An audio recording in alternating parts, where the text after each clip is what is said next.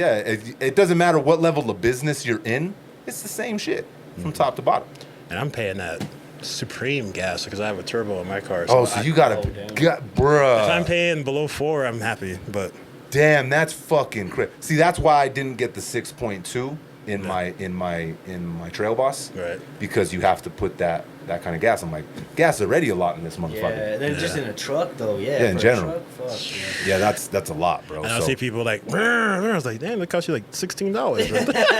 Like, that fucking rev cost you $16, bro. You must have a deep fucking wallet. No shit. And then Costco, bro, like obviously got the cheapest gas, right? But you gotta wait in that fucking Costco line, my dude. Man. That shit's a nightmare. Listen, well, I think when you factor in your time that you're sitting in, you pay the same shit. Exactly, listen, bro. I'm fresh to the Costco existence here, as Jay knows, because I've been gassing it up. We were working on the studio, and Jay's like, damn, what's this? I'm like, it's fucking food from Costco, my guy. This is fucking some orange chicken from Costco, my guy. The fruit is fresh because it's from Costco. I'm new to that tribe, right? I don't fucking like it, man. It is awful. It smells like mothballs and death in that motherfucker. You forget the quality when the quantity hits you. No shit. And then another thing I noticed when I'm putting gas there, all right? So what's up with people parking on the wrong side of the gas pump? Everybody just wraps the gas around the other side. Hey, you know what? I seen this funny ass video. This dude pulls up and he nonchalantly walks around and he switches the pump, the line, and then someone pulls up and they pay, and then he starts pumping with their shit, with their fucking money, and then he like, you know, because they're like, oh shit, that's fucked up. It's not working. Yeah. Hey, gas so expensive right now, bro. That's fine. You'll get fucked up, bro. Do that down here in the Duke. Yeah, you get stabbed in the throat. Yeah, bro. Or they're gonna take the gas, put it on you, and light your ass on fire, bro. That's funny. Yeah, that's not for $3.70 a fucking gallon. Nope. Yeah, no, hell nah. I seen people get fucking stabbed for $15. Still in my gas. Catch somebody on the wrong day. I'm burning this whole bitch down. Right. Watch this. I'm gonna blow you up and me. Yeah. Dog, that shit's. Yeah, I don't know. It fluctuates, but like I said, you see people talking about it all the time. Fucking gas prices. Oh, I'm fucking going fucking crazy. It's so high. Like, what the fuck are you gonna do, my guy? Not put gas? You gonna fucking walk? Kid yourself and say, I'm gonna buy a bike and do it for like 3 days. Yeah, bro. You got to go to Denver for work. Good luck riding your bike out there, bruh. And then, so the whole electrical car, like, okay, like, that sounds like the future, right? It does, right? You think electrical cars, and there's just so much more left before we're there. I don't see us, in our lifetime at least, seeing a full transition to electrical vehicles. How long have they been sitting on electric semis? Forever. And now, like, once that does get that, then you got to start worrying about the batteries. Exactly. You know, and these money-hungry people are giving you default batteries and be like, oh, this is great. And then a month later, you have to buy a $20,000 battery. Didn't that happen with the art project downtown? Oh, those buses? Didn't they get the buses that wouldn't even charge? I think it was Volkswagen that fucking got a lawsuit crazy. for that. Yep. So they all that work, all that time, they pulled the buses in and the motherfuckers didn't even work. Oh, covering that for... No, I'm a photojournalist, and covering that from the beginning to all the hatred. I've interviewed so many people, you know, Congress people, the mayor, the governor, and it's just like one of those things where it's a bright idea. Yeah, it's great. And then they put all this money in, and then not enough planning. Fuck. And then you have to like start backtracking. No, it's going to be good. It's going to be good. And just give us a little bit a year later. Oh, we're still working on it. It's going to be good. No, another year. And I mean, the concept, I mean, if we had more over bridges, but... Okay, you know how many people we hit, or not we, as like, you know, the Mexicans hit pedestrians and cars. It's crazy. You hear it all the time. And now you want them to get out of the bus in the middle of the street. In the middle? Oh, yeah. You're just asking for it. How many wrecks the first, like, month and a half, bro? Because, I mean, let's be real here. We were used to Central one way, right? And then they throw in this lane that has new signs, and it's, like, this way, but that way. And so many people turned into the bus. Bruh, the bus fucked up at least 15, 20 cars in the first month. Yeah, you can't make a left off of a side street onto Central. Yeah, unless you're at a light. Yeah. We weren't used to it. Like, it's funny you said that because it always reminds me of what Jay and Chad's dad told me, bro. Like, you know, they're in construction and, you know, they're in construction. So I remember we were working on the studio and Jay and Chad's dad told me, he said, measure twice, cut once. I mean, it's facts, right? If you're just going to fuck off and not make the plan correctly, you're like, goddamn, I cut this fucking 2x4 completely wrong. Fuck, I gotta go back to Home Depot. Yep. And that's what the fucking art bus situation is. They keep having to go back to Home Depot, bruh. Yeah. Because they didn't measure right. Unfortunately, it's political too. It's like being, oh, we have this great thing, and then next thing, obviously, it's their like election year or midterm, something like that. They're trying to raise up the awareness and come vote for me kind of thing. But then it's turning around on you like, okay, what happened to that art thing? No shit. But and it's who they know too. They're trying to get one of their buddies paid that they grew up with. Oh You yeah, know what I mean? It's that like, construction company. Yeah, I can get you in on this. if This we deal. if we push this through, and then we end up with a hacked, a fucking hacked art project. I agree. The concept was cool, Yeah. right? But how many businesses up and down Nob Hill went belly up because of they lost construction. that foot traffic, right? Oh, and during the While they were construction building too, like all the sidewalks were taken out. You see all these cones everywhere. Yep. Just like I interviewed so many business people. It was just so bad to like see local businesses struggle just Yep. because of a stupid idea. And it took forever. And I feel like it's still not done. I feel like there's more shit that they got to do. Oh no. Yeah.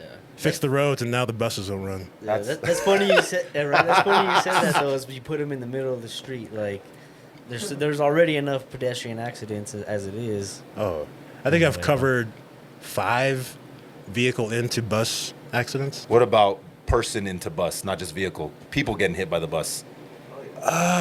Me personally, I've heard of them, but I haven't Covered it. Haven't covered it, but you see it because those signs that have like it took me forever to realize like is this way or this way? Does this mean the bus Yeah. can go Or is the this vertical yeah. or is it horizontal light? Yeah. You don't even know because those bus drivers just zoom by. So For me, it's that section right there on Central and like I-40 when you're gonna like go like you're gonna get on the I-25. Oh, that right. lane right there, bruh.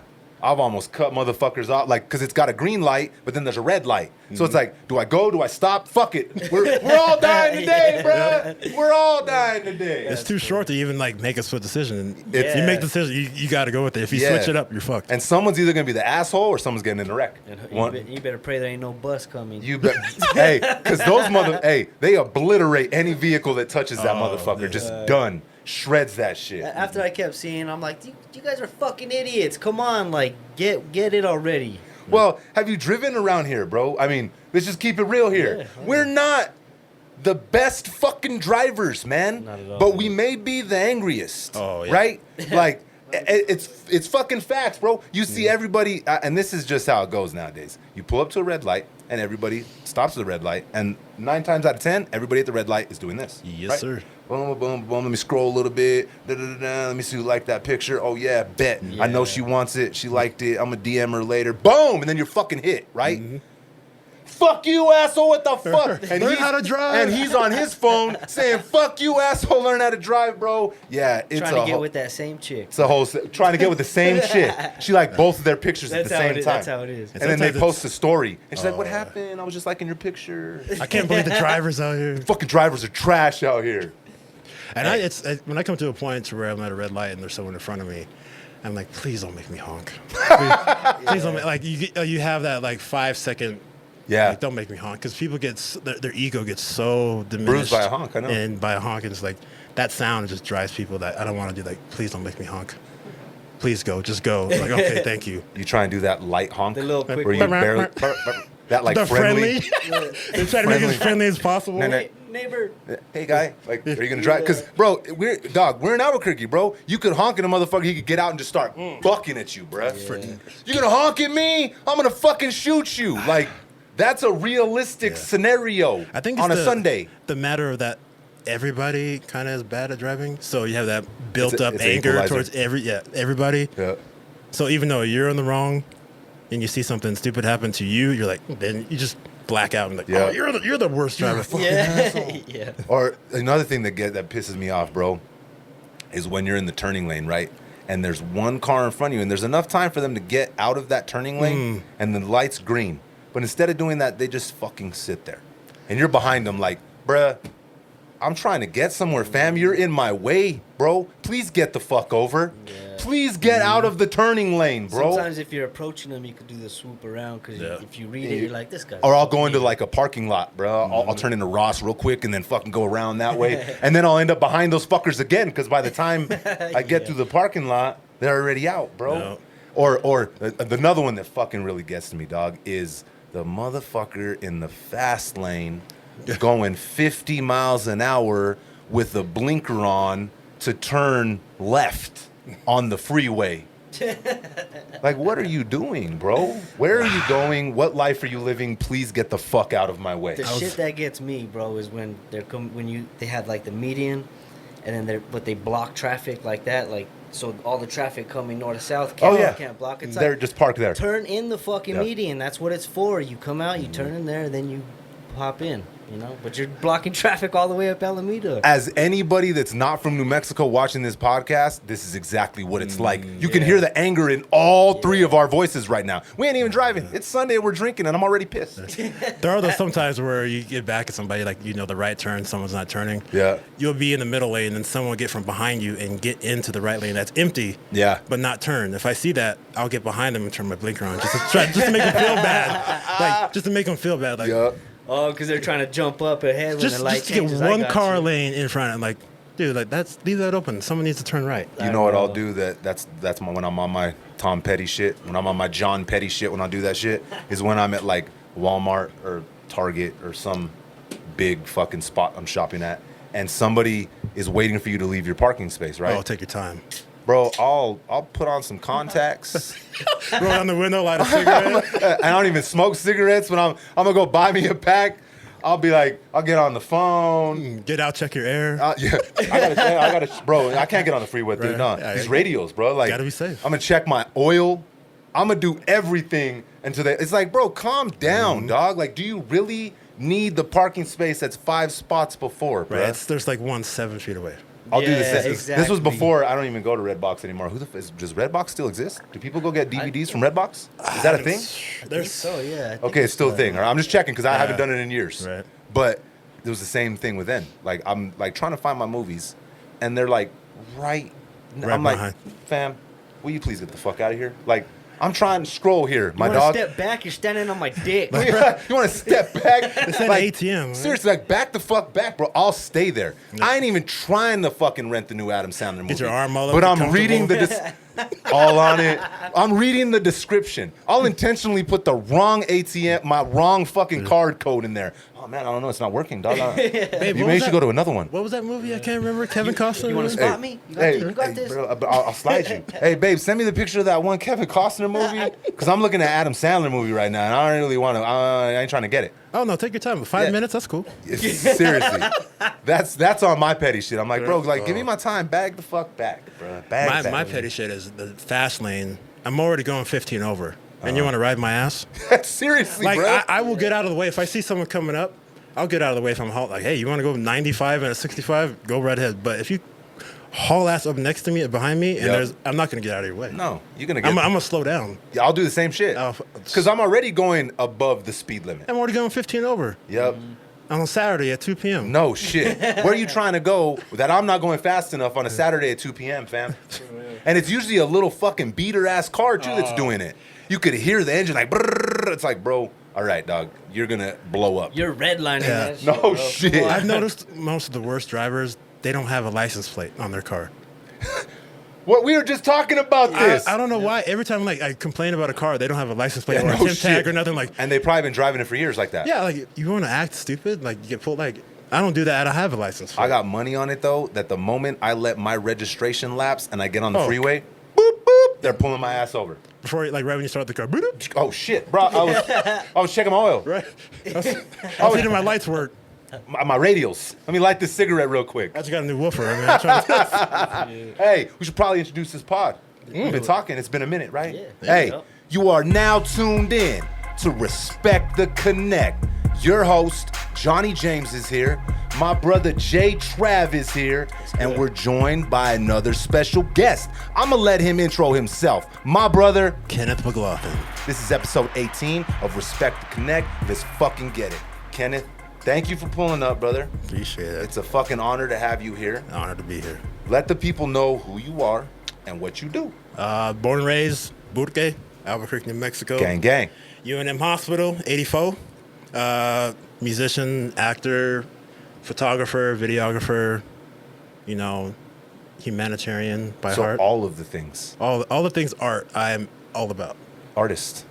I wouldn't call myself an artist. I call myself opportunist. Hey, okay.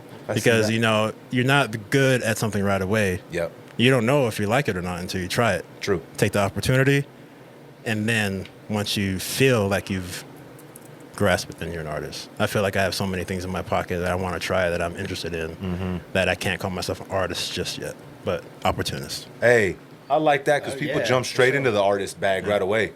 I'm an artist. But you're drawing stick figures, fam. I'm an artist. You got 16 followers. You got 16 followers and you're drawing stick figures, fam. Calm down. Don't jump on that bag yet. I like that. I feel that. I feel that. I do. So, man, 84. I'm 85. You're a UNM. I'm Presbyterian. That's like beef, bro. Man, you know what? You were down the street. I was up the street. I didn't want to bring it up, but I was like, I felt there was something between us. You know what I'm saying? And I finally snapped like, oh, that's what it is. UNM Presbyterian. It's I guess fight. that's why I accidentally called you Kenneth.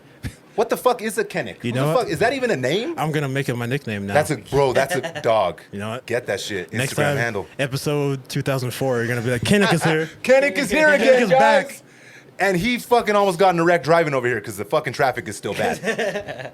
Hey, so acting, bro. So just so the people, I'll give them a little more of an intro. So if you've been following me and you've been a fan of mine for years, you probably recognize Kenneth.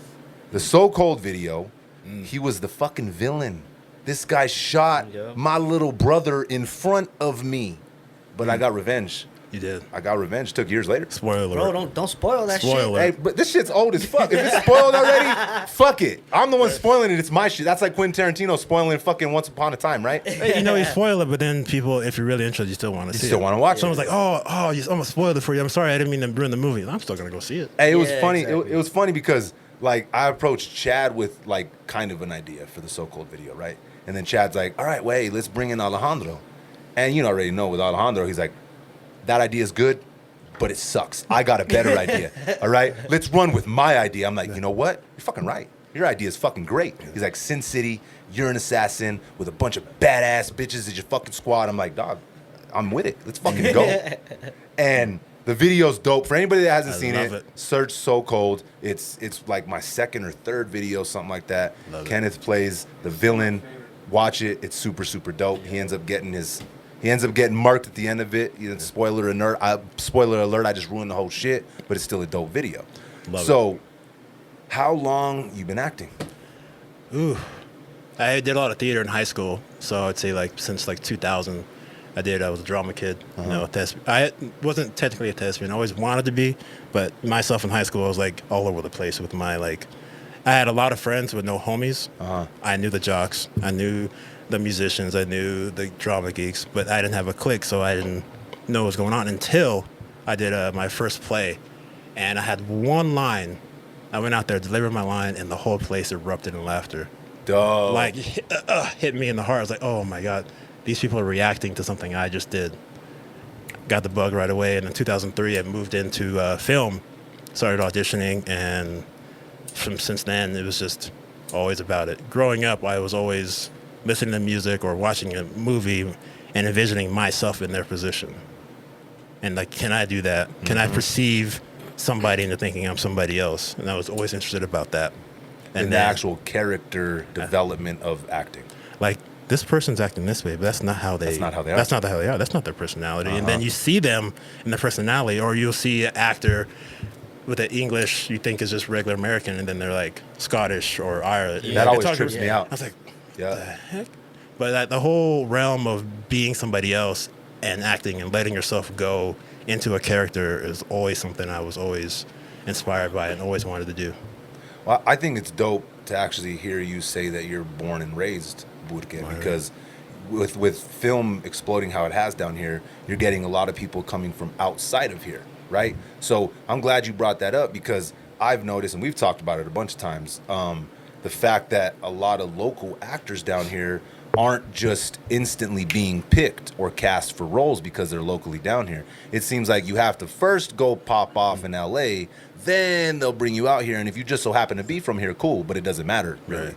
It's a conundrum that's just so weird. Like early 2000s, late 2000s, as an actor, oh, I got to get to Los Angeles. I got to get to New York. That's all I want to be seen. And then year by year, we got bigger and bigger. Our incentives got more and more better, and more shows kept coming in. And then Tamalewood came up, and then it's like, okay, this is the place to film because it's so cheap. But it's cheap, but the views, the mountain, you get every aspect. You can do the Midwest, you can do New York, East Coast, you can do the West Coast. Well, can't do a beach scene, obviously. Yeah, but just that you thing just is pull the tingly, bro. Right off the Rio Grande. just tight shots. Super tight. You see a foot just land, and then try to establish that as a shot. No, but doing that. But now I've been through it so long. I've been doing it since 2003, seeing it as, I want this to be a good state to come and do acting, but I got to get to Los Angeles. Everybody, Los Angeles, and then they started coming here, and then all these opportunities. Yep. But they're like only like 1-2 line opportunities, walk-on roles, or nothing with the meat, and substance to it, because they're still, of course, they're filming here, but they're doing all their casting for the main characters out there with all the contracts and all that good meaty stuff. So going through that moment of wanting to get to LA, and then coming back here was an eye opener for me, because I tried. My family threw me a going away party. Good luck in LA, this and that. Yeah, have fun. Get out there. My job was supposed to transfer me. Hey, my name is Kenny. I'm from Albuquerque. I'm here from the transfer. Keith should have, let me. Who are you? I didn't even know the fuck you were. I was like, what? Yeah, I'm Kenneth. Blah blah blah. Oh, wait here. Half an hour goes by. You can put in an application, sir. Damn, that's fucked up. I have my closet in the back of my car. I have like $1,500 in cash. And I'm like in Burbank. All right, that's like a day in Cali. $1,500. That's like afternoon. Granted, I didn't plan it out. Yeah. Well, but just, you thought you had a job at least showing up over there. Yeah, a job. I can sleep in my car, get a gym membership. I can shower at the gym. I had I'll do the struggling thing. I'm inspired by the struggle of getting there. I don't give a shit. But that moment is like, no job. What do I do? And then I went to Anaheim for a couple days, then I went to Vegas, visit some friends, and then I was like, my radiator blew in Vegas. I'm like, what do I do now? Agent calls, hey, I got a gig for you. They want you for 3 weeks. It's a movie called 10 Years. I was like, okay, I guess I'll come back with the tail between my legs. And that was the greatest experience, filming for 3 weeks with the most incredible cast, and first-time director, but incredible cast of like celebrities, and just the experience was amazing. This is pre-superstar Chris Pratt. This is chubby Chris Pratt, fresh off of Parks and Rec, and hanging with them for 3 weeks. And I'm not going to name drop, but there was a lot of good celebrities that were there, and it was the eye opener. And I was actually got Taft-Hartley. That was only a background, but because I got in and networked, they actually gave me a couple of lines, and I got the improv with Chris. Super. That's cool. It was the fucking thing is, Kenny, as an actor, you go on as a background, and you're waiting for that moment to get. Okay, we're going to give you a line. I did. And you're in the scene, okay, all right, everybody ready? All right, set, lights, blah, blah, blah. And then I hear the most beautiful thing as an actor you can hear from a director on a major motion picture.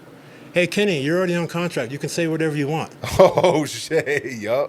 And the thing is, I didn't say a damn word in that scene. Next day, Anthony Mackie comes up to me. Oh, you're in that improv scene with Chris Pratt. Oh, you're fucking hilarious, dude. That's dope, bro. And I'm like, you plan. I got to get somewhere. I got to do this, and that. And then you're like, whoa, what do I do? Let the universe take over. Like, no, like, don't. You could stress. You have to stress. You have to acknowledge stress. But know that it's a ride, that if you're really passionate about something, you will get back on that road. Or you'll realize that's not the right road for you. Because you'll know that you're not passionate about it. Exactly. Because it's not like, it's not 1 + 1 = 2 in any creative like avenue that you're going to choose. It's always like, well, 1 + 1 sometimes is 15, my guy. Like, you just got to deal with that fact. Sometimes you got to divide and fucking multiply. multiply. It's not a straight line. It never fucking is. And I always say this too, like when we're on the road, we're doing shows, like having a perfect show on time would scare the fuck out of me. That'd be terrifying, bro. There's always something wrong, but that's all a part of it, dog. Like, that's all a part of the journey. I know that shit sounds corny. I say it 1,000 times, but it's the journey, not the destination. Well, you never know what's going to happen. Like on the audio end, something happens with the sound guy. Like we talked about it a while back on Kanye's that performance, that concert he did. Oh yeah, when the fucking sound cut out and he just threw his mic down. You never know what the fuck's gonna happen, especially when you're traveling from from state to state. Yep. So yeah. One of the great moments. That's only one part. Yeah. One of the great moments. My buddy, he's a local hip hop artist, and it was my first time going out to see him. He's like, "Hey man, come by and check me out." I was all right, bet. The worst setup. Like the lineup was crazy, like some punk art or a punk artist, and then it was hip hop, and then it was like country, and then they took forever. Like he was supposed to go on at 10. So it was 11. A local Albuquerque show. Yeah, typical. Right. Was it a Missy's Hideaway though? Oh, that's a whole nother chapter. That's a whole nother chapter. But like he was just so pissed off about he was supposed to go on at 10. 11:30 comes around. He finally gets his chance to go up there. He's pissed, and I'm like, dude, I wouldn't even go up there. Yeah.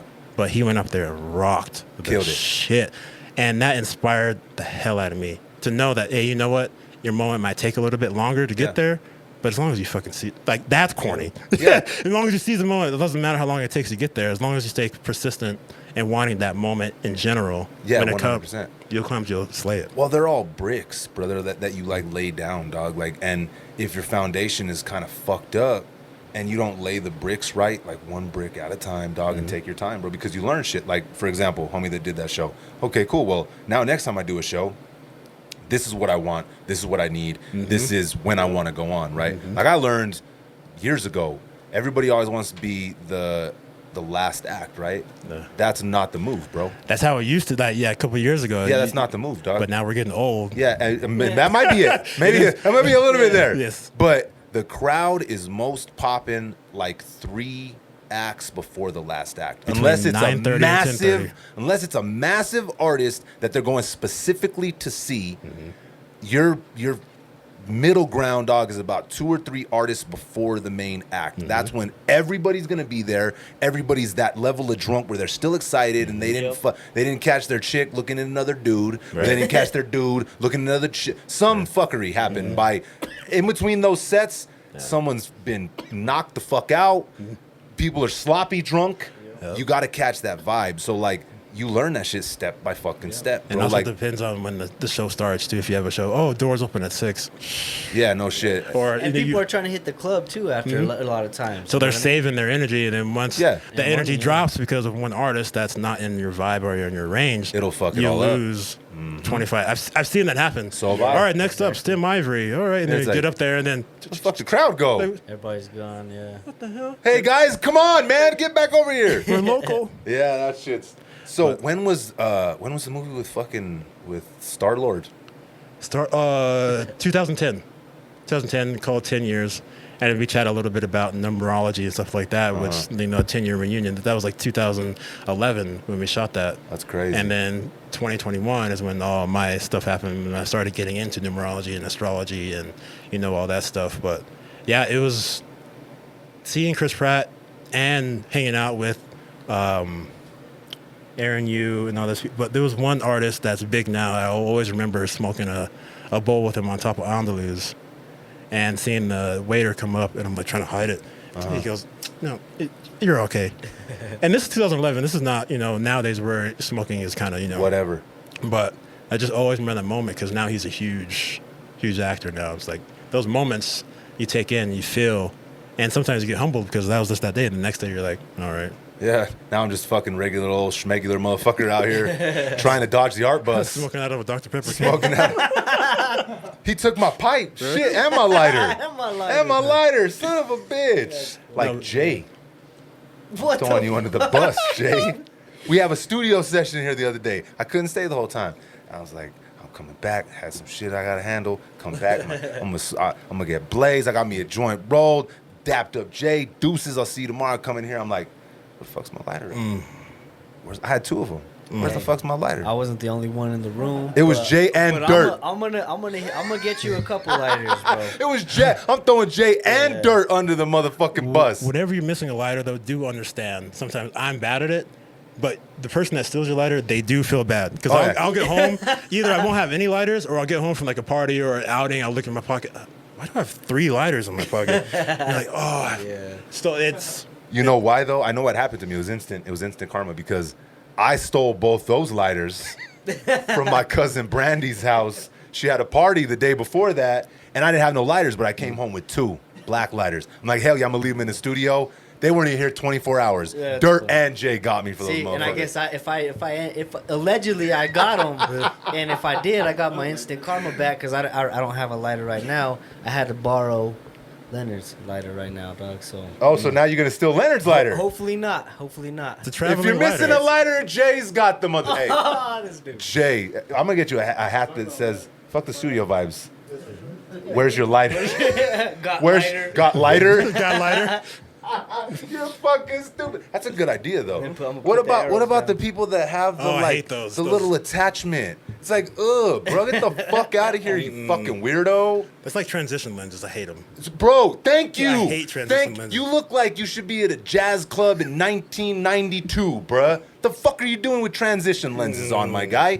No. It does not look like real glasses, sunglasses. Separate that shit. Keep that shit, bro. Separation of church and state, my guy. Yes. All right? About the ones that flip down? No, those are even worse. Those are even worse. No, that's super 90s, bro. A la fucking verga, Jay. The ones that flip down. That's like Johnny Five. Input. Los locos kick your ass into outer space or what, Jay? What did I just start? You just started some shit, bro. No. Johnny Five, bro, input. Come on. That's your next album. What about Johnny Five? Listen. What about the second one though? That end scene, bro, when he's like leaking all the fluid and it's playing "We Need a Hero" and he's fucking like going. Bro, that movie, I haven't seen it in years, but I have a funny feeling it did not age well. Yeah. I have a very funny feeling. But I don't know, me as a moviegoer, I will now search for older movies because all these new movies are just too plastic. They're too CG. Yeah. Like too out of. I want a movie that I don't want to be too out of reality. Yeah. Now I'll go back and watch movies that are on film or old school like RoboCop. You see like in the scratches in the film. It adds it's like, oh, that's that authenticity. I'm the same way, and I've juggled between either we're getting older or we're realizing that shit was it though, right? Because I remember I go back to like my parents and I'd be like, nothing's better than analog. I'm gonna listen to it on a tape, on a fucking, on not even on a fuck a CD. I don't want a CD player. I want it on an actual goddamn tape or on a record, right? And now my ass, 37-year-old ass of myself, is buying all the records I could get my fucking hands on. That's all I want to listen to. I got iTunes, Spotify, and all that shit, but I'm like, man, I can't listen to it on my record. There's nothing like it. Like you hear the sound, and then the more you listen to it, the better it starts sounding because it gets more fucked up. Yeah, it's just a difference. And it's crazy. It's funny you say that because, like, on the audio side, like that's what all these things try to emulate is analog. Old ass. How clear analog, can I get it? Yeah, like how clear, how warm it is, how big it sounds. Just right out the gate. But it still ends up sounding colder than it would straight out of some analog gear. Oh, and I yeah, think definitely. It's the same thing with movies. I think there's always, we've talked about this on Pause before, there's such a connection between those two artistic expressions that they run like the same lines sometimes. Because like you said, RoboCop, that's a fucking classic, bro. That fucking movie still holds up. And we ain't talking about the fucking remake. Fucking weirdos out there watching that shit saying that one, no. Talking about the original. No. What about the drug? Was the drug they took in the first one, was that the second RoboCop? Remember they'd put it in their neck, or it was like a weird ass fucking drug. I think it was number 2. It was part 2, huh? And they'd get all amped up. All crazy. I remember I always wanted a Ford Taurus. Because of RoboCop. The SHO Ford Taurus. I was like, damn, that car is bad. But no, yeah, it's a different thing, and the way the filming going on, and circle right back to like the acting in the Mexico kind of thing, and wanting to be in that authentic setting of film goes to the local community that is out here for acting, and movie producing is outrageous. I've seen over the last 10 years. Everybody just wants to make art. Everybody wants to do things, but it's tough when you have these big name directors or big studios coming in, paying people, hey, come by here, do this, and then you have a local production and you're trying to get some good people on. But I mean, you can't fault your homies like, hey man, I'm getting paid this much over here. I'd love to help you out. And it gets harder because now you're in that location that everybody wants to be in, and the opportunity is big. So there's a tough thing with being a local production company, but they are doing things I've seen now. Like there's a local production studio opening up, I think, in the south of the state, not the state, but the city down there, opening up for local, and they're doing grants and they're doing these opportunities for local productions to actually get, a decent amount of money to pay good people to do it, or have the opportunity to have these people go to classes and sessions and learn how to be better. And it's just so weird to go from seeing things happening from 2003, wanting to get to a whole different place, now back to your own place where you're born from, and you go from a big fish in a little pond to that pond expanding. So what do you do to stay a big fish? And that's the hardest part. You got to be like them goldfish that just keep, or like the catfish that just keep growing no matter what you eating. You got to keep eating. You got to keep eating. And 100%. eating nowadays, I think, is social media as an actor growing up now, to be seen with such a flooded market of look at me, I'm different. Yep. But now you have to have a following. You have to have promotion skills. You have to be quote unquote an influencer to even get acknowledged. And that could be a double-edged sword, right? So you have people that like know how to utilize it, right? And people that don't.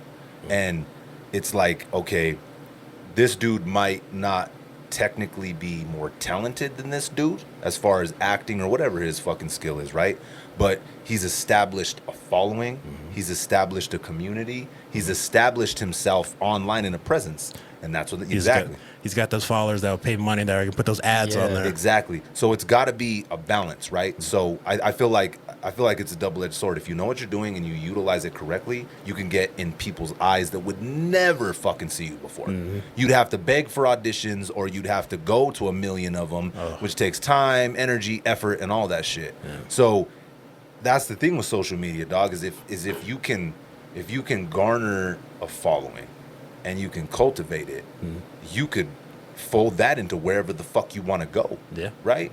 You see people falling into, like, they don't even know that they're an actor. And it's like, boom, like, holy shit, this dude is an actor. And he's making all these funny ass fucking skits. Let's get him on whatever the fuck this movie is. But the thing there is a lot of people are better at social media and making TikTok videos. But then when you give them something scripted and you try to direct them, and then you get on this big set, and they're usually just there in the garage or by themselves doing their own camera stuff.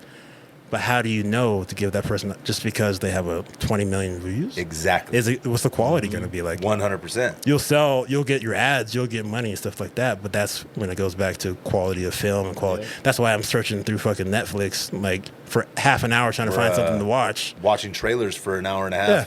And then I just go to Tubi and go to 90s. I equate that to like the music too, bro. Same shit. But yeah, exactly. But. Well, it is because it's very similar. It's the same It's so overset. And see, that's why we always say that with social media. It's such a double-edged sword because it's so fucking oversaturated, right? It's fucking everywhere. Like, you literally have to search it out for what you're trying to find because you're going to be bombarded with all this fuckery, right? Yep. But you have to shuffle through it because in that fuckery, there's usually diamonds that are sitting there that you can fucking pull out. Yep.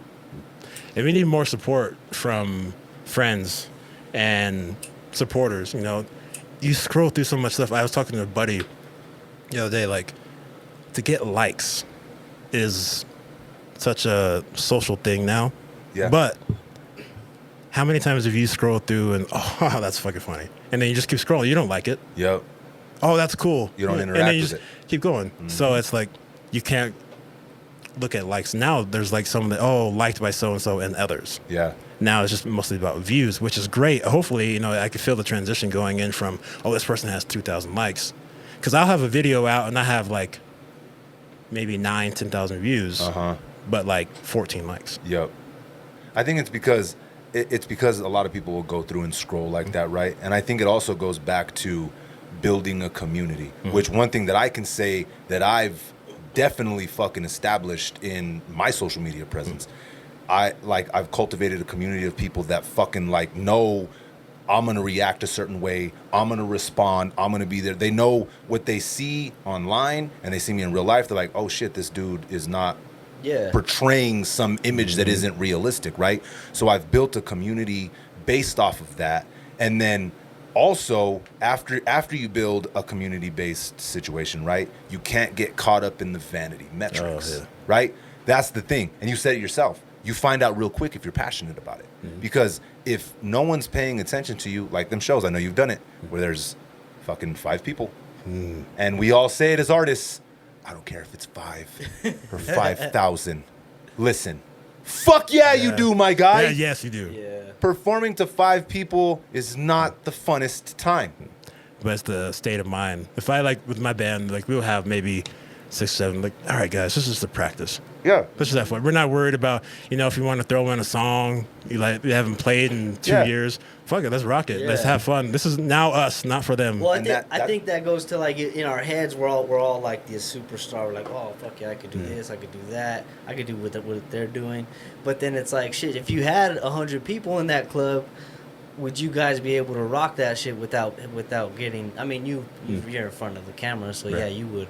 But like, would you guys be able to rock that and still knock it out without getting like the jitters because it's a full house? Right. Exactly. Like Kenneth said with the social media trying to transition into acting. Yeah. Just because you can sit in your garage and do some skits doesn't mean when the lights are on and a crew's behind you that you're going to be able to fucking go. Do it. Yeah. See, what I was going to say earlier was I was going to put that to, like, for the music side was like, there, you could be an artist, you could rap your ass off, make beats, but there's also studio etiquette. There's also, are you studio ready? Yep. You know what I mean? If you don't hear yourself on the mic and you go to do that and you're like, oh shit, was that me? That's that sounds crazy. I'm in like, your head you're like, what's up? But then in the And mic then- you're like, what's up, guys? And then, oh, shit. and then goes to a band to where it's like, then you're that rapper or whatever.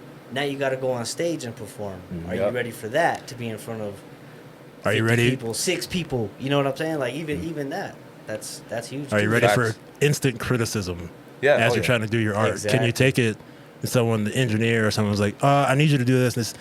Can you take that in and still perform your art? That's a whole other aspect. Well, too. because us as creatives, dog, it's so personal for whatever we're doing, right?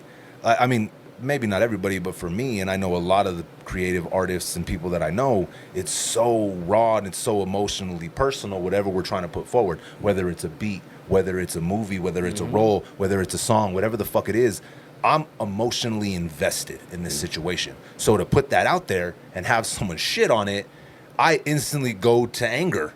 I'm like, I'm gonna fuck you up, bruh. Like, you're just some dumb fuck sitting in his mom's basement in your underwear commenting on my shit. But it for me, I've had to walk myself back. I'm like, fuck this dude, like whatever. You have to be ready for that because people, even if your art is fucking flawless, there's always going to be somebody that doesn't fuck with it. Oh, yeah. Because it's subjective.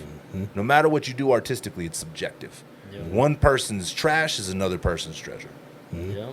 You can have that one video that goes viral. You have like 1,000 comments and only one bad one. Then that motherfucker, man. It hits you. That's the one that stings. You're like, yeah, you're not worried about, oh man, great job, keep going. Or all the shares. You're just like, this motherfucker, I want to, let me DM this motherfucker. Fuck Hey, this. fuck you, Jeffrey. Hey, Jeffrey, where the fuck you live? Meet Right? me. You think you could do better? Yeah, let's see your fucking videos, Jeffrey. And see, that's where you'll see people like, and I think a lot of people, especially when you get like higher up and you get, you know, more traction, more traffic, and the bigger you get, the more eyes you have on you. There's people that just want to get a reaction out of you. So when they do, and you see it in the comments gets messy as a motherfucker, this huge ass artist, you know what I mean? Imagine like Prince. Let's use Prince for example. Imagine if Prince was a huge social media influencer, right? And he released Purple Rain, right? And there was some fuckhead in the comments. Oh, it should have been Red Rain or some Right. stupid shit, How come right? not yellow? How about it's not? What, you don't like Yellow Rain? And Prince went off the rails on this dude. Could you imagine seeing that interaction in the comments? It'd be fucking insane. Insane. But we see that all the time now. Yeah. Like we see these big artists that like just, you know, you see them being affected by it too. And I think it's more now due to the last couple of years because of not being able to perform, not be able to have everybody went to the whole, all right, we got to do, you know, the tiny desk at home. Yeah. At home stuff. So when you're at home, you have so much time. And that's why I circle down to the audition process as well. It has to do with that. I miss going in person and auditioning, not making my own and editing because you're your own worst critic. Yep. So if you do that, you're messing with the art. It's like recording an album live is different from recording an album in the studio. Because you're not nitpicking. You're there. You're doing it. Yep. You're live. You have that feeling. But to have that and all the time in the world because you're not touring, what do? You're going to be scrolling. You're going to be looking at comments because you haven't got that feedback from the crowd of love and acceptance of your art. So you're looking for it in the comments. And all you see is negativity. Yeah, that's... Even though how much positivity you have, you're still going to look at And I've talked about that before. It's crazy to see it because you can literally have 1,999, bro. Keep doing what you're doing. You're saving my life. I love this. The most positive comments in the world, dog. And then the 1,000th comment is like, you're still a bitch. And you're like, this motherfucker. Yeah, but That immediate dislike you had for that upload? Bro, it wasn't even finished uploading yet, bro. We uploaded, it was a second. Oh. I don't even like this shit. 2-hour episode. I don't like that shit. Your upload complete, one dislike. What the fuck? What the fuck? Like, I don't like how fast it uploaded. Dislike that shit. Bro, and I mean, social media, dog, it's definitely changed the game, bro. And talking about that, did you guys see Senor Zuckerberg on the Rogan podcast? I watched a little bit of it. I didn't actually. You didn't see it, Jason? No. Hey, but side note, before we talk about that, did you know that fucking Mark Zuckerberg's in the fucking MMA? I heard something about him fighting Jake Logan. Brother, or I he's seen like some fighting? No, I seen some footage of this motherfucker training with one of his MMA coaches, bruh. Mark Zuckerberg fucking throwing head kicks and shit. Could you imagine? okay. Could you imagine getting knocked out by Mark Zuckerberg? Well, I can imagine him being in the position he is. I'd work out too. Yeah, because people want to knock you the fuck out. I mean, I would want to do some self-defense You classes. better, bro. You better have some good security and some self-defense. At least- But can you imagine, though, you just like randomly get knocked the fuck out by Mark Zuckerberg? Can you imagine Mark Zuckerberg kicking you in the fucking head, bro? Black. Game over. So, but yeah, I'll sue him. I'm gonna get the bag, bro. And that's why he can't fight anymore. Too afraid to get sued. Yeah, dog. Yeah. So like he was on the Joe Rogan podcast, bro. It was interesting to see that dynamic kind of play out while they were chopping up game because like they're so fucking different. They're on a complete opposite ends of the spectrum now. Yeah, one has the fans that he created, Rogan. The other one's his fans because he's making money off of them. Yep. And to be able to have that much control over billions of conversations, Fucking insane. to have people come to you and be like, "Hey, is this gonna be okay? Can we do this? Can we do that?" Like Facebook, and now Facebook isn't Facebook and Instagram together now too. Yeah, they've been for a while. Facebook bought Instagram a long time ago. So it's like then you have those platforms. You have teams of teams taking care of that, and then all these teams of teams is coming to you. Hey, what do we do? And those are the two biggest social platforms on the face of the earth. And then you have all these dollar signs and money being thrown at you by these other companies, and like that influences your decision making. Yep. On do I allow this to be posted or do I allow this to be shared? Do I do the Twitter thing and just say, you cannot share this? Yep. And the political spectrum over since like 2016 also had an impact in it because 100%. Freedom of speech, and I need to say this, and you're taking away my rights, but it's hatred. And how do you depict what's hatred that's going to cause certain things to having freedom of speech? And that's where the lines get really, really, really fucking blurry. You could say certain things to police officers. You can raise a middle finger. You can say, hey, go fuck yourself, freedom of speech. But it doesn't matter what, that cop can still pull you in. Fuck you up. And fuck you up. Freedom of speech, but because of the political or, the organizational standard, what are you going to do? I have to have video now, which is the upload and the implode of having the video camera out. Yeah. And having your back. This is for security reasons. No, you're trying to make content because that's what the thing is nowadays. Now it has definitely turned into that. But people love that. I love it. I'm not gonna lie to you. I watch First Amendment audits all the damn time. Well, I mean, look at fucking World Star is a perfect example. Fuck World Star. Let's go back to Faces to Death. Damn. We all loved watching that shit, right? Because we shouldn't be watching it. It's a fucking train wreck. Like you watch someone blow their head off, or like all of that shit has like compounded into where we are now because we can't look away. No one says World Star anymore. I miss that. No, shit. it's over. Someone get knocked out. World Star. It's over. It's gone because now it's just everywhere. Now. The Karen epidemic. God, that bro. That was I see what the thing with me, bro, and you know, where it gets gray and the area gets kind of like fucking muddy there. It's like, who controls what is right and what is wrong, right? So whose narrative, and that's where these social platforms and places like that get really sticky, because you said it yourself. Okay, so whose political agenda is being driven down the road at this time, right? So who's going this way and who's going that way? And that's where it's like, okay, fuck, that's why I feel like a lot of people shouldn't, like, you can't invest everything into that, because you don't control that.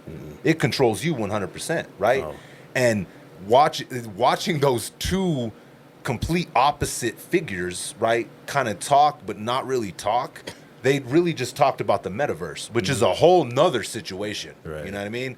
Whole nother situation.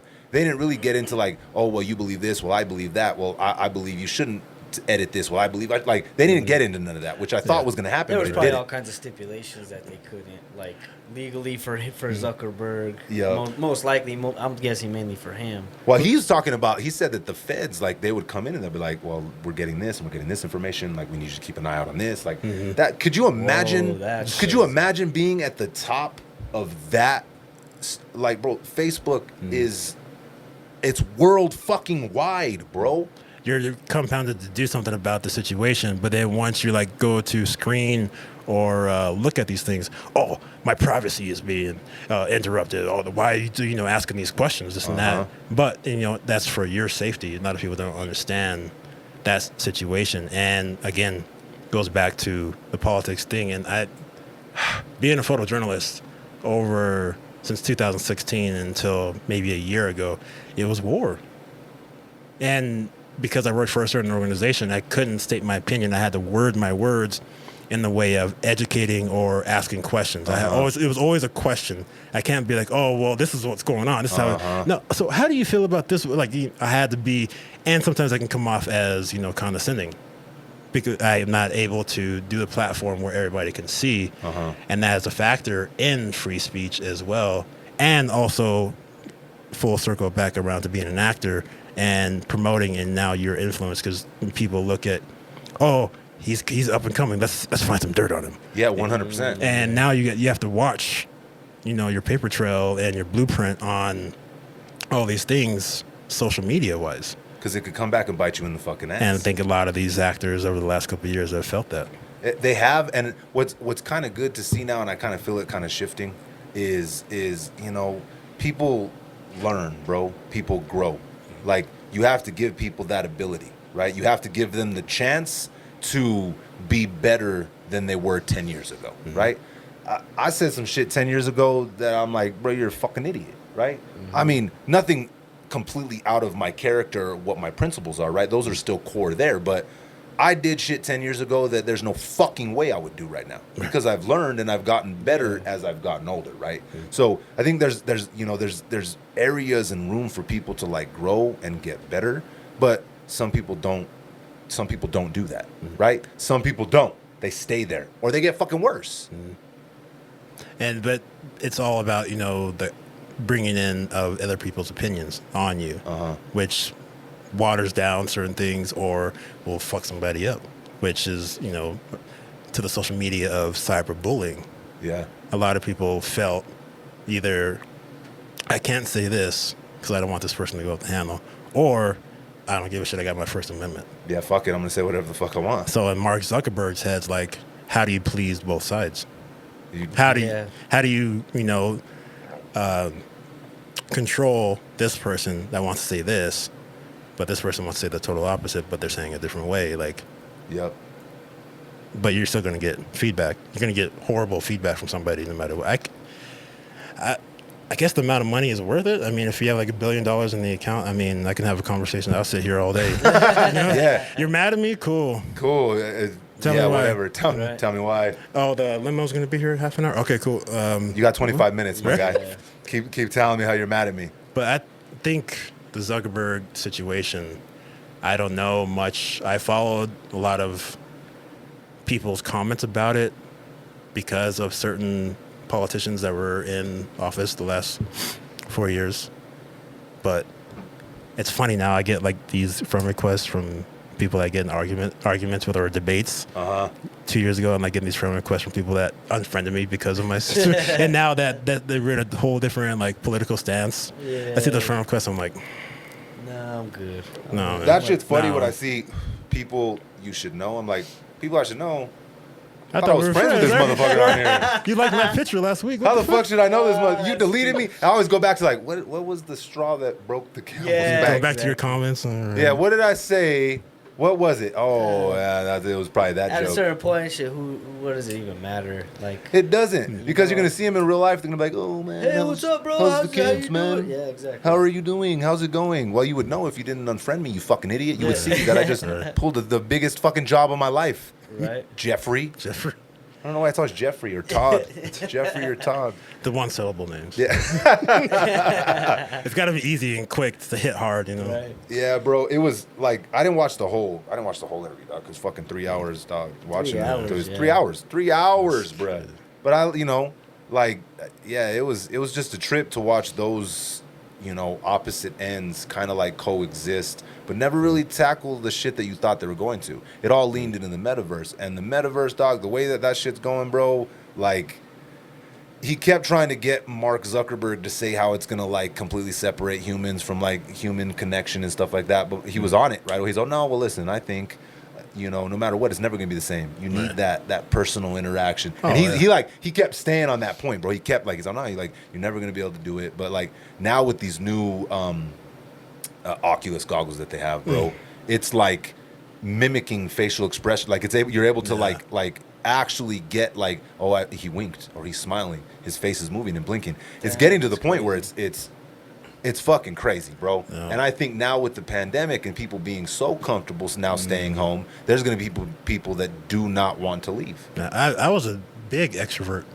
before this, and now introvert, like wanting to go out, especially with performing with the band and being out there doing. I did a theater show. My first lead role in a theater play was February 21, right before everything shut down in March, and it's just the way you're able to express yourself online is a totally different demon, and the rights and having to want to please everybody. That's the worst part.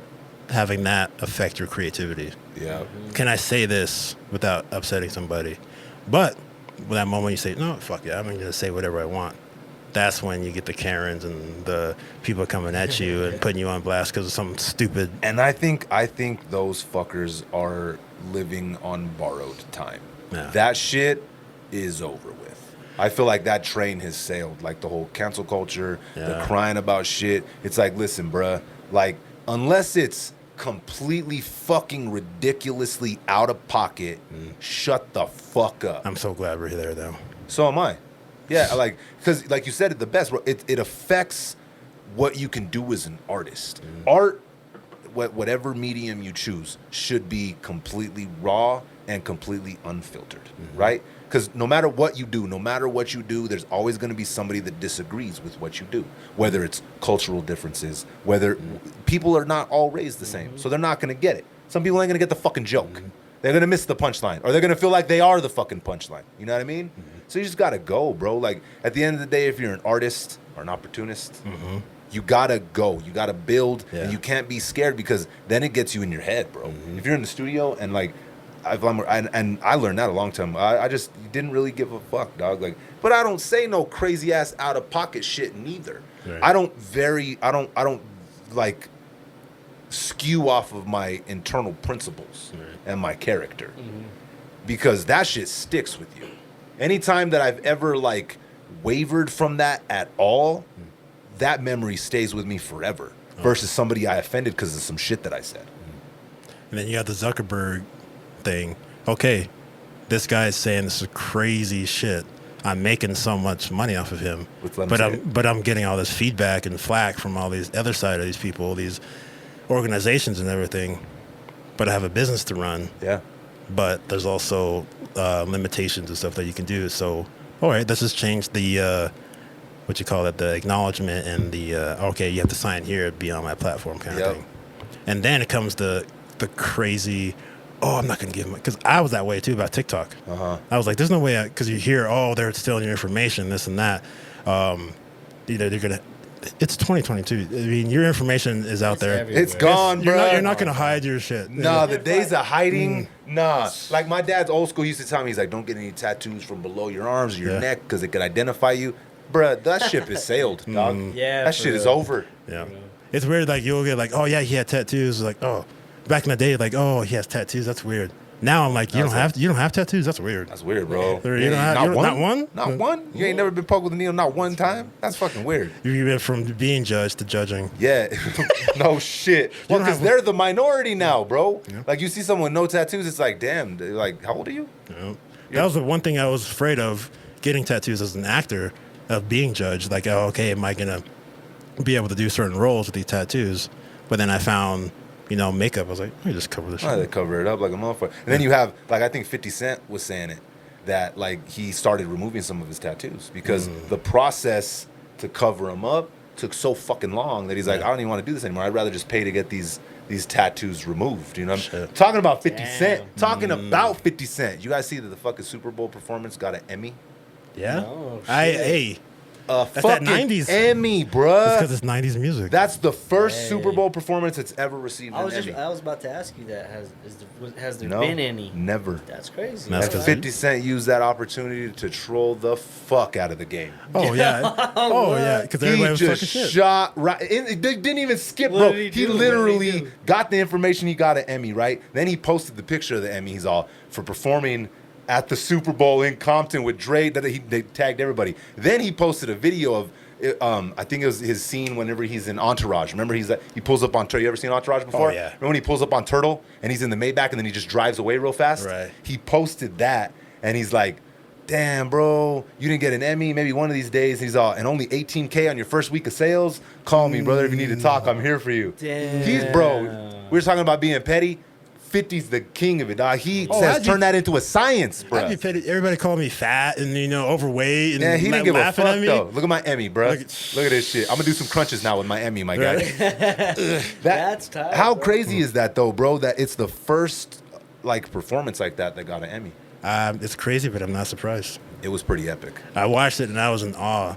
I was actually, one person that I was very proud of at that moment because he was just up and coming. Well, he's not up and coming. He's been there for a while, but I recently became a fan. Was Anderson .Paak. Oh, Yes. bro, hell yeah. And seeing him up there, I was like, you know what?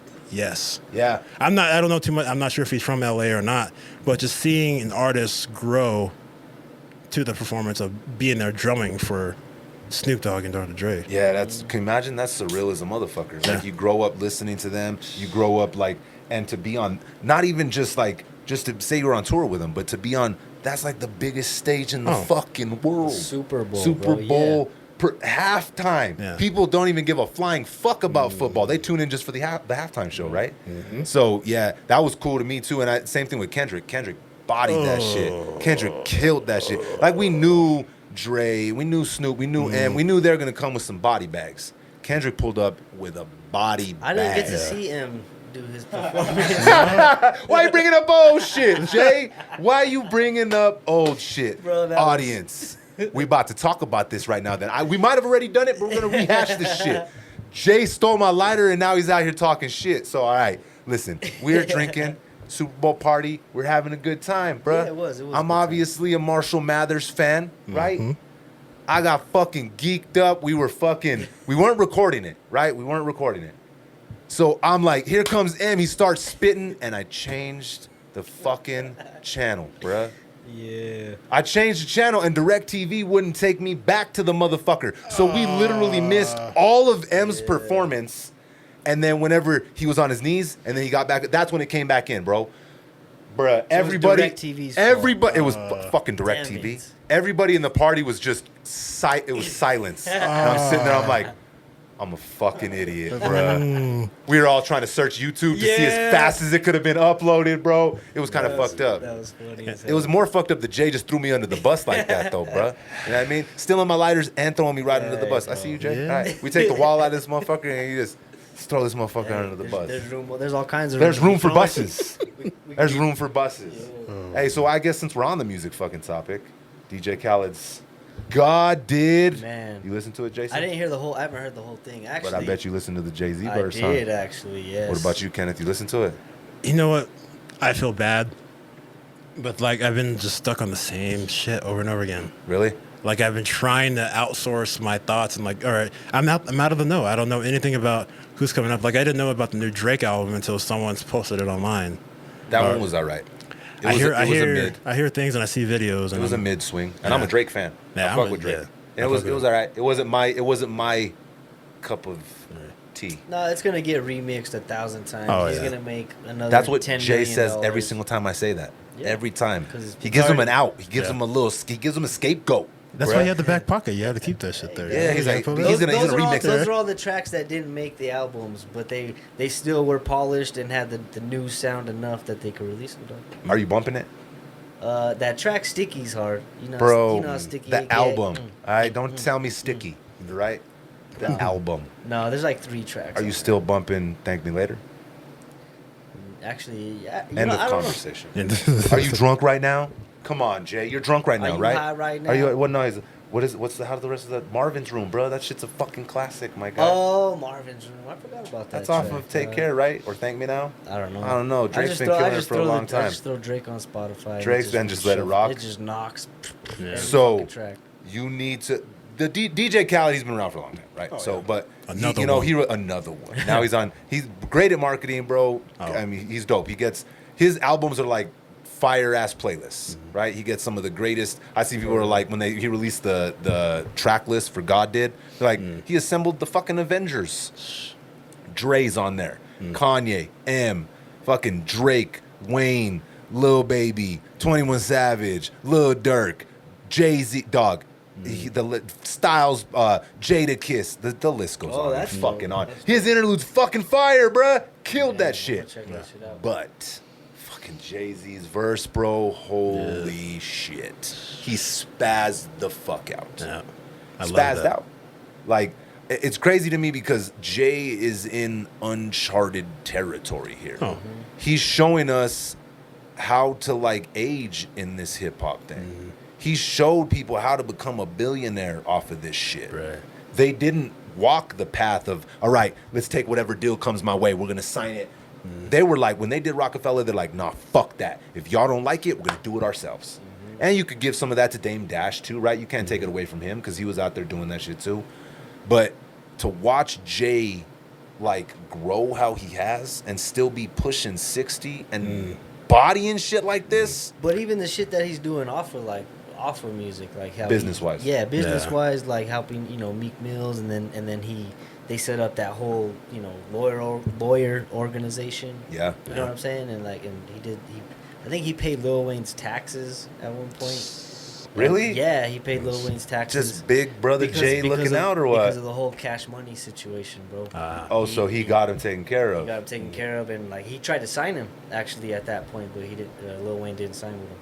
Well, I mean, that was always, 50 said it. He's like, I'm not getting in the middle of the Birdman Wayne situation because that's like a father and son argument. No matter what, they're going to end up figuring it out, and then they're going to hate you because you chose a fucking side. Outside, I'm just going to stay out this motherfucker and let him hash it out. Yeah. Your I didn't- passion for Jay-Z's verse there. I was going through LA Leakers, and my boy Common was on there. And I was as a kid again. It's like, man, I haven't seen him rap. He's acting. Let me see this. And then he just fucking slayed it. Bro. And just seeing, like, you hearing that Jay-Z verse is like me hearing Common. Like, there was a break in one of the songs. Like, man, I love this shit. It's been so long. Yeah. This now it's like, you could see it in his eyes, the passion and the words. And It's it was still just- there. No matter how long he might be acting or not actually making movies. Yeah. It's funny you brought up Common because there's that line Jay-Z says. He says, I used to rap like Common Sense. I did 5 mil. I ain't been rapping like Common Sense. Yep. Like, fucking, bruh. Yeah, he's definitely, Common's one of the ones that'll go down respected forever, dog. He can spit. He's a spitter, for sure. It's just the cadence, and like I watched it on my TV, and then I watched it with headphones at the gym, and you hear him freestyling. Obviously, some of the stuff is written on those shows. Everything is not free off the top. No. That don't exist anymore, really. But you can tell when he's freestyling, and then but he gives you like that opening act. Yeah. He freestyles a little bit, boom, boom, boom, and then you And then when he hits that starts shit. doing this, That's exactly how he does. That's a perfect common impersonation. That's exactly how he does it. You know, you see him and you feel him getting his moment of okay, I missed this era, this hip hop. So he even says a line where he has, break into my house, you see my Emmys and my Golden Globes, something so, and they still can free flow or something. It's still hip hop. It's an era, it's a time, bro, and like to watch them now, right? Because we're older, they're older, and they sold us this, and I'll keep talking about this because I don't give a fuck. You don't like it, change the fucking channel, right? Yes. There was always this perception that you have a limit to as far as you can rap, as far as an age limit goes, right? Like everybody always says, it's a young man's game, young man's game, young man's game. But the thing about hip hop is it's still such a young genre, right? So a lot of the befores, right? Obviously, I did my homework and the Big Daddy Kanes and the Rockhams and all that stuff, right? So I was in the middle of that. So I had to dig back and go okay, I'm gonna pay attention from the beginning and learn all the way through because the culture, it's how I was raised, it's how I grew up. That's my culture. So watching the Big Daddy Kanes and the Rockhams and the beginning foundational acts, kind of not be able to fucking age, bruh. They weren't able to make music past a certain point, and that they just kind of puttered out and kind of went under, and then all the new acts got on top of them, so you never seen them again, right? They ended up doing these smaller gigs or whatever, and they're still there. They're still doing it to this day. They're still killing it. But there was a time when they were just kind of shelved because they were too old. Well, you know who I think is KRS-One. I'm not. See, that's a good example. You know what I'm saying? Because if you listen, he's dropping fucking gems. He's always been. knowledge. But it's also almost too much to for people to just take in. And he's from that generation that was kind of I feel unjustly kind of pushed to the side and forgotten about to let the newer generation go. I think it's the Andre 3000 thing. You've done it, KRS-One. You've done it, Rakim. You've done it. Yep. You don't need and those motherfuckers got into it because of the feeling, the art, the love. So now they made. I'm not sure if they made the money. They had the money. If they were smart, they invested whatever. But then now you're the Andre. You're going around with the fucking flute, looking like a homeless person because you love to do that shit. Yeah. KRS-One. I wouldn't be surprised if his hometown he's doing shows twice a week. But nobody knows about it because he doesn't want promotion. He just wants to go there and rock for the love of the fans and who's going to be there at my hometown. It's like anybody from here, if somebody were to come from Albuquerque that blew up big, that's Robert Downey Jr. Not Robert Downey, but I don't know. Say someone came out big and they came back here and they're like, oh, I haven't heard about so-and-so. Oh, man, he's been rocking Launchpad. Yeah. He's been over at fucking Sunshine Theater rocking every Thursday. You don't know about that? Yeah. You know why? Because he doesn't give a shit. Because he's not here and he's not promote. It's not to the masses it's that for anymore. The love of the music. And to see now Jay-Z so he's still doing it. He's still passionate about it because his verses, bro, it's like a fucking. He spits for a minute and a half, 2.5 fucking minutes. He's just going. If it wasn't okay, so it's Ross, Wayne, and Jay on the record, right? And Wayne fucking bodies his verse. And then Jay-Z comes in and does a whole fucking situation, bro. So he finishes the song. Bro, he finishes the fucking album, bro. Yeah. You could turn it off after that if you wanted to. Jay-Z, dog. So you can tell he still has that passion, that KRS-One or Rockhams, that they still love it, right? But he's managed to keep himself at the fucking height of the heights since almost day one. Yeah. And then make the fucking he rearranged the entire fucking game, bro. Yeah, he made it into a business. Made it the idea. Oh, I want to be a rapper. I want to make money. But yeah, you can make money right now. But what are you gonna do when your shit's cold? Exactly. Turn it into a business. So that's what I got off of that. What is that album? 421. Oh yeah, 444. 444. Excuse me. Yeah. Oh, that's just grown. so much growth. That's grown music. Yes, that's an adulthood album. Bro, I listened to that album. I was like, listen, I need an accountant. You started thinking about my investments? tax lady. I need to change her. I need 3 more LLCs. Yeah. Jay makes some fucking beats that are forward thinking. I'm gonna start reading books on this month. My interludes are gonna be fucking books. They're gonna be segments of Think and Grow Rich. Yeah, that's where my mind went after 444. And the thing is about the album is it's mostly about his defaults and his missed opportunities. Exactly. But yeah, he's I've acknowledged that. Now this is what I'm doing about it. And I think it's because he kept the passion that he loved the genre, the culture, and hip hop, right? He kept that. He never lost it. But he was also awarded the ability to age while he was making the music. Some of the artists, I think, that came before him, dog, the Rakim's, Big Daddy, and they're still out here killing it. They're still doing it. I'm not trying to take away from them at all. Yeah. I'm trying to say that they weren't awarded the privilege of being able to age at that pinnacle level. They were kicked to the side. Let's bring in the fucking new crew, right? So now we're seeing hip hop to where it's like, okay, Dre's, they're all pushing 60, bruh. They're all up in fucking like contemporary, you know what I mean? Where they want to put them there, but they're still producing music at such a high fucking level that the befores of, oh, you're too old, that shit's ridiculous. It doesn't make any sense, especially from a musical standpoint or a life standpoint. You know how much better I am now than I was when I was 27? At everything that I do? Yeah, life, playing an instrument, fucking anything. Yeah, bro, I was a fucking idiot at 27. Oh, my whole 20s. Yeah, bro. You know what I'm saying? I'm 37, I'm still kind of idiot, but whatever, dog. I'm a better version of that idiot. Yeah, I'm around so many young people in my profession. It's rough to be able to like have these kind of conversations. I fucking love it because our generation, we saw these people get big. Yep. We saw the Jay-Z and the Nas and the Outkast when they were coming out. I watched the documentary on the Dungeon family. Bro. The struggle? Yeah, bro. The struggle? Yep. The struggle brings passion. And there's not a lot of passion because the market is so easy for you to put it out there. It is. And it's all who you know. Yep. And you can have these mumble rappers come out here with the good hook and make millions. But exactly. Do you really vibe with their shit, or is it something you can bump your ass to at the club? Well, we were just talking about that before we started rolling the cameras. We were talking about fucking Lil Pump, right?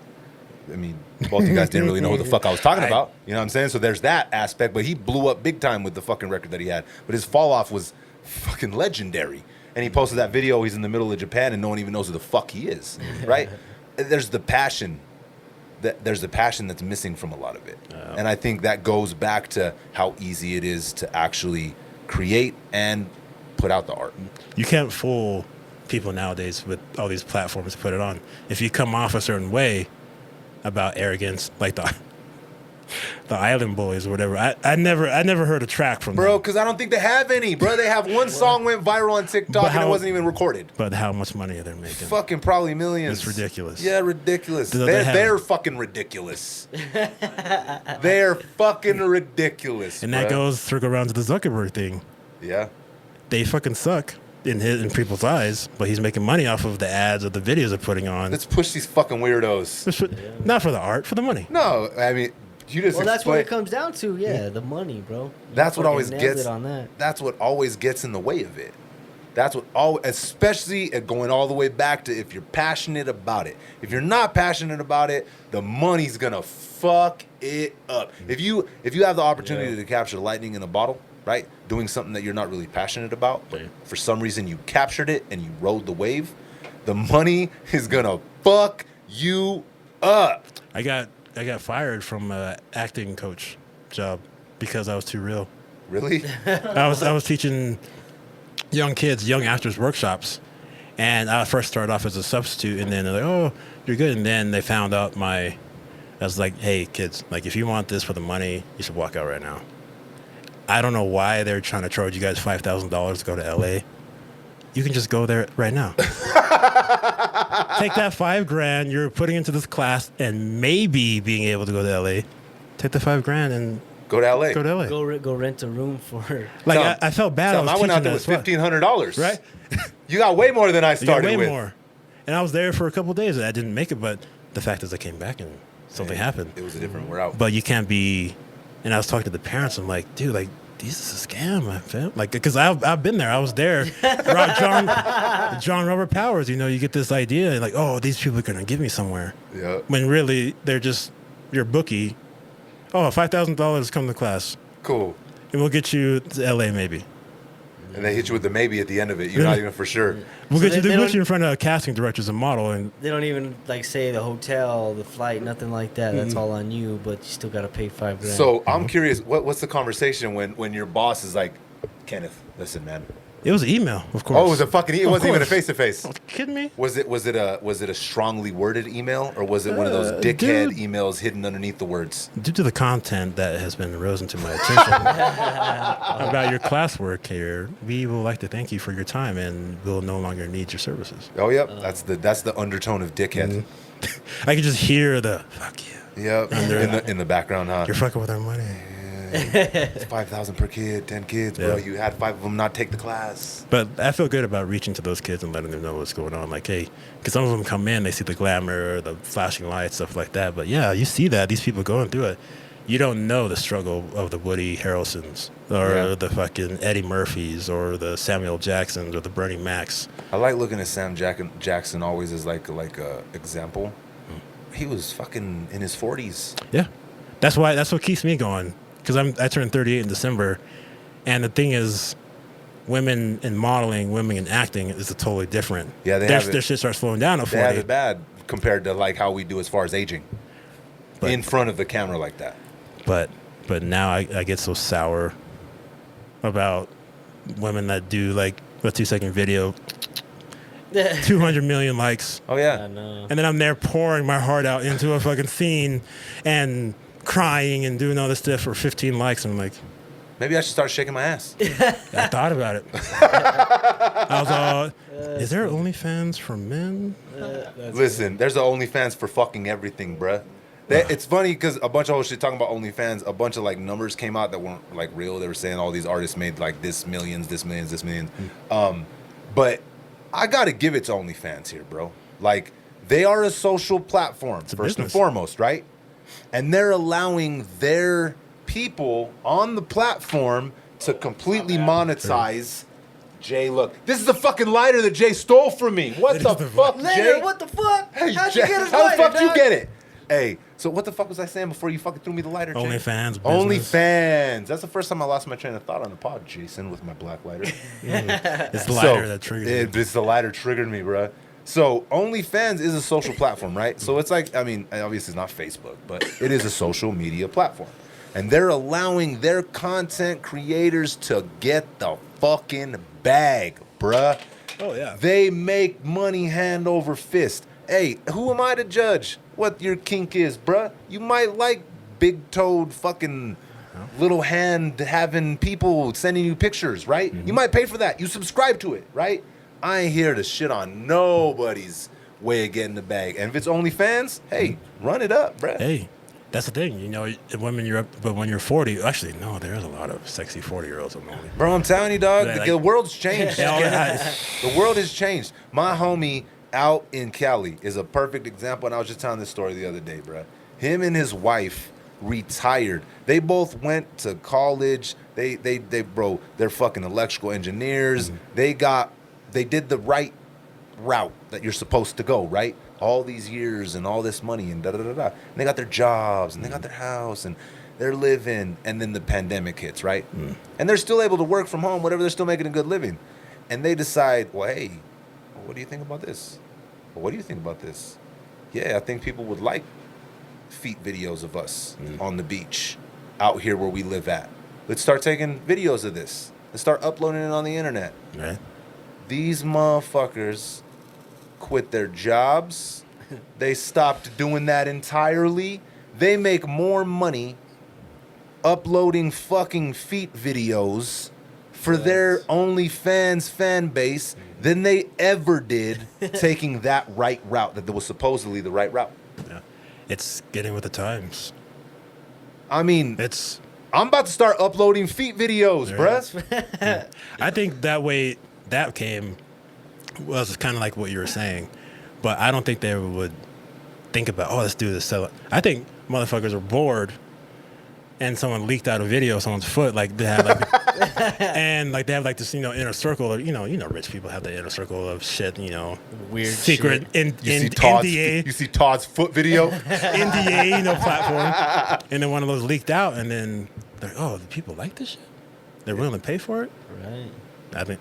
It's like Zach and Miri make a porno, remember? Mm-hmm. He's Oh, all, yeah, that's he's all, who we gonna sell it to? We're like, we got a list of people, all the people we went to high school with. We're gonna sell this fucker to everybody we went to high school with. There's a list here.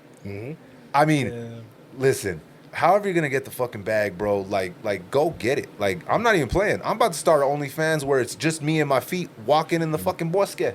Who wants to see it? Subscribe to it. I'm gonna start it. OnlyFans, me in the fucking Rio Grande with my fucking feet out, just walking. Watch me be balling out of control. Do it. I say do it. If it's your passion, do it. That's the one thing. That's a good thing about OnlyFans is people now aren't scared to show their kinks. Yeah. They're not sheltered so that hey, I like this. Yeah. But some people take it out of out of control because of that, because of the comfortability of being able to be yourself. Some people take it to the limit. Well, I think it's crazy. What was her name? That little girl, bro. Everybody was fucking. She got on OnlyFans. What was her name, Dom? The Meet Me Outside chick. Oh yes, I was just thinking about her. Bad Baby, right? When she turned 18, she went straight to OnlyFans and fucking got the biggest bag on the face of the earth. She made millions and millions and millions of dollars. I want to actually talk to somebody that actually subscribed to that because I don't know if it's like a marketing scheme. If they actually not? did it. Hey, Miley Cyrus, come over here. We'll give you $2 million if you say you're on OnlyFans. That you're on OnlyFans. You made this much money on OnlyFans. Well, just because they're on OnlyFans doesn't mean they're out there sucking dick, right? They could be doing whatever the fuck. They're just subscribing to whatever videos you're going to upload onto the OnlyFans, right? That's what I'm saying. I want to Rio talk to Grande foot fetish videos. produced by Kendrick. What did I say? Kenneth? Kenneth. Hey, I got the cameras here. Hey, Kenneth. All I need is time. And passion. You can have a 360 view of your fucking foot. I ain't passionate about it. Jay, why you bring it? Why you throwing fuel on this fire, bruh? Why are you throwing fuel on this fire? Yeah. But see, that's the thing, though, and I'll give it to OnlyFans because they separated themselves from the pack, right? And they allowed their content creators. I don't give a fuck if you don't agree with it. They're still content creators. I don't care if it's a chick fucking shoving a banana up her ass or a dude licking someone's fucking toes. They're still creating content. And they have managers. They do. Their mom, can you imagine? Mom, I gotta upload my foot video. Hey, a manager's a manager. That's if you're taking true. care of your shit and you're making that money. That'd be a little It's a awkward business. conversation, though. What's your next fan? What's your next video, son? Well, we got a little crazy. My girl got a banana. Depends on what type of the country you're on. The laws and abides, But you got to give it to them because they're allowing their content creators to actually get the bag. And be themselves and And be express who they want to be. Yes. Especially during the pandemic because people couldn't do that. That's why you see these emo nights or 90s nights or 2000 nights that are so, I would think, popular now more than they were like 2 years ago. And it's because people love to live off that nostalgia. That's the word I was thinking about earlier when we were talking. Nostalgia. You watch that Blockbuster documentary on Netflix? The one about the last Blockbuster. So fire. I ran across it, but I haven't got a chance to It's so fire. click on it. It's just it takes so much for me to click on something. You just sit there watching commercials, huh? Just scrolling through like. Did you start watching the new game? Not Game of Thrones, obviously, but it's the House of Dragon. I've heard things. I have not. I've been stuck on crime documentaries. Really? The House of Dragon's fucking fire, bro. I'm gonna get into it. The third episode is out tonight. Obviously, we're fucking podding, so I ain't watching it. But Right. it's been so far so good, bro. Well, I've been recently broke, and I have Netflix and all that shit. So Netflix has that's a good crime documentaries, game changer. ran through them already. Really? Man, All of shit. them. Netflix. You know what I have been watching was that the psilocybin, How to Change Your Mind. Oh, bro, that shit's fucking dope. Have you seen that? Man. So try to change your mind. Yeah, it's like It's- they talk about like LSD and how they use it to heal, to go back to a traumatic experience or try to heal. Oh, yeah. It's crazy, bro. A lot of things now with that, LSD and all these drugs, ayahuasca. You're at an age where people have studied it now. It was like so taboo to do such and such. Now people are like, oh, you're having sleeping problems? Have you ever tried thinking about acid? Well, what's crazy about that? For real, yeah. What's crazy about that doc that Jay's talking about, Change Your Mind, is they were testing this shit fucking years ago. Yeah. We're talking early 60s. Like, they were doing LSD trials. They were doing psilocybin trials. They were doing mescaline. All this shit was already like, and then they came in and they're like, oh, no. This is illegal. Mixing, right? This is illegal. No, We no, don't no, know no, anything no. about it, so yeah, we no, can't no, no. do- Yeah, no, this is illegal. No, you can't do that No shit. studies were happening, so we It's can't let always it out. illegal when they can't make their fucking bread off of it, right? That's where the shit goes. Oh, we can't monetize off it. It's illegal. No, no, no, no. Let's give them the synthetic version of this bullshit, and we're making all the money off it because they can't grow this. No one can grow an antidepressant. Yeah, it's not as strong. Hey, fam, I got a whole fucking garden full of antidepressants I'm growing back there, bro. Zoloft, whatever the fuck you need. Right. It doesn't work that way. So they couldn't monetize off of it. So to watch that change your mind, what Jay's talking about, bro, that documentary is the shit because I'm on it. it's in like Yeah, four segments, bro. It's like acid is the first one, and then psilocybin, and then MDMA, MDMA. and then mescaline, Okay. which is peyote for motherfuckers that know what the fuck I'm talking about. It's the active ingredient in peyote, right? And it shows it from a scientific, therapeutic angle. Which is the way it should have been in the beginning. Bruh, Being it's introduced, not to like, oh, it's gonna make you see this. Yeah, And it's exactly, gonna be- You ready to exactly. feel fucked up? Yeah, You and know? it's funny because when I obviously all my early experience with hallucinogens, that's what the fuck I was trying to do. Yeah. I wanted to see the most Because fucked that's up what told shit you. possible. Yeah, That's the first thing you heard I didn't about know it. it was therapeutic, right? Like I wasn't using it for that. I was using it to trip my fucking balls off. That was the goal. But to watch these people successfully recover from traumatic fucking experiences without pharmaceuticals is fucking insane, Yeah. bruh. It's naturally grown here. It's just like weed. It comes from the earth. Hey, God put this here for me and Me you. and you. Take advantage, man. In that documentary, bro, they have, when they do take it, it's, they have like, they're not counselors. What would they be called? They're actually they're not counselors. They're psychiatrists. It's like, yeah, so they're in there and they're like kind of mediating and they're like guiding this person's trip. You know what I Yup. mean? They're Right. not just like in the room. Here's a room. like- Here you go. Have fun. Yeah. Here's music. Yeah, here's some music. Yeah, it's, with the Yeah. strobe Here's a light. mirror. But it's dope. Like that's how they're doing it. Is like therapeutical. And so they're talking about these traumatic experiences. These people are crying. It's kind of hard to watch in some spots, but it's like that's how they're and then it jumps to them later on in the documentary, and they're like, I feel better. I can do this. Like I suffered this, and it's crazy, bro. Education broadens the mind of curiosity. And I think you think, oh man, that'd be cool if this could do that, when that's already happening, just because you don't know about it yet. Yep. And then when you get introduced, oh, this is gonna mess you up, man. You're gonna see all kinds of stuff. You're like, yeah, perception of it right then and there. When I want to get messed up, okay, cool. But you don't know there's actually benefits to certain things because that was what you're introduced to first. And every time that I accidentally unlocked something when I was tripping, it wasn't the intention of it. Right. When I walked into like accidental like universal aha moments, it wasn't because I was trying to do that. I was just trying to trip fucking balls, bruh.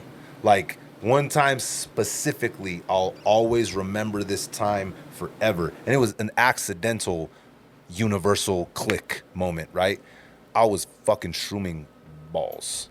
Like insanely out of my fucking mind tripping, bruh. And it was a bad trip because the homies pulled up and we all took about 3 grams.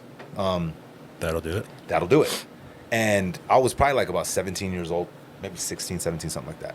And my mom comes in and is pissed. Everybody get the fuck out of here. She kicked out all my homies. That's not the face. Right when we were starting to trip, bruh.